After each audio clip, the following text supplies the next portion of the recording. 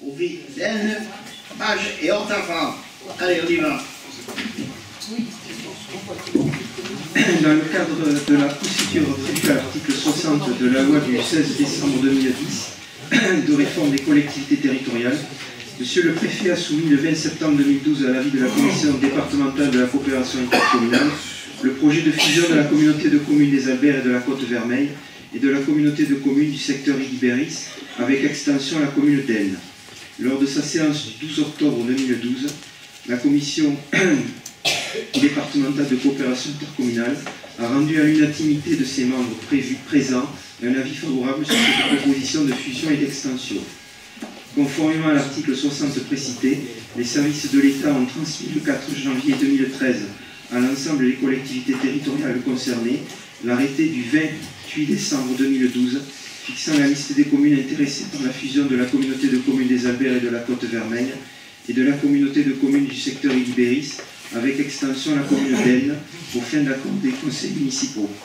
Le conseil municipal devra se prononcer sur le projet de fusion des communautés de communes des Alberts de la Côte-Vermeille et du secteur Ilibéris, comprenant Bages et Hortafan, avec extension à la commune d'Aisne. Question? Pas de question? Si. Alors, qu'est-ce qu'on fait? Pardon. Oui.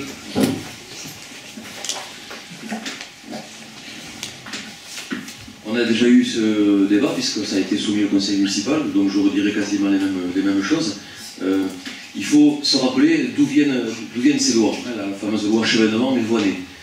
C'était de bonnes lois. C'était des situations qui permettaient, donc sur les 36 000 communes sur le territoire français, de permettre d'avoir encore une voie d'existence pour les toutes petites communes, en mettant donc en partenariat avec d'autres communes voisines un peu plus riches, l'idée de pouvoir exister. Moi je crois qu'il y a, vous pouvez souffler monsieur Rennes, je crois qu'il y a un dévoiement de la loi. Il y a un dévoiement, parce qu'aujourd'hui on n'est plus sur la base du volontariat, mais sur la base de la contrainte. Et ça pose un véritable problème quand même, hein, parce qu'on est en train de s'éloigner de ce qui est, à mon sens, le socle même de la République, c'est-à-dire le suffrage direct. Le suffrage direct.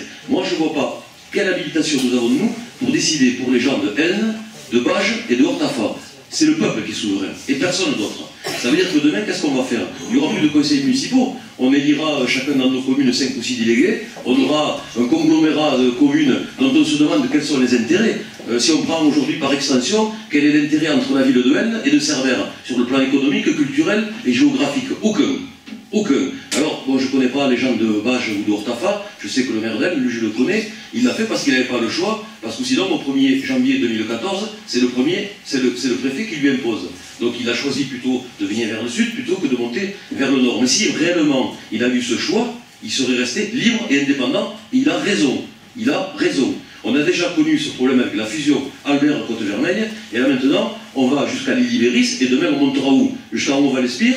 On va finir où? Et après on attaquera le Narbonnais, et puis dans le cadre de ce que vous disait Jean-Paul Albuy, on ira du côté de Gironde après. Pourquoi pas? Et bien sûr, puisqu'il faut qu'il y ait une cohérence géographique. Elle ne s'arrêtera plus la cohérence géographique. Et on voit finalement, quand je parlais de dévoiement de la loi, eh bien c'est que finalement, quand on fait les comptes, je vous disais tout à l'heure, monsieur Red, concernant les projets de l'intercommunalité, eh bien il y a des communes qui se servent et d'autres qui n'ont rien.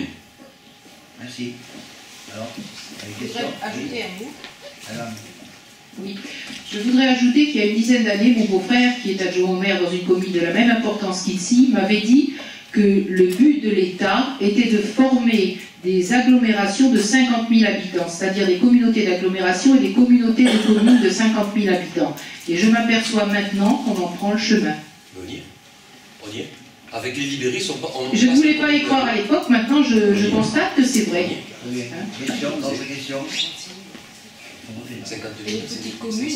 Bon, il faut voter. Qui est pour, qui est contre? Moi je suis contre. Contre? Abstention? Pour? Vraiment, merci.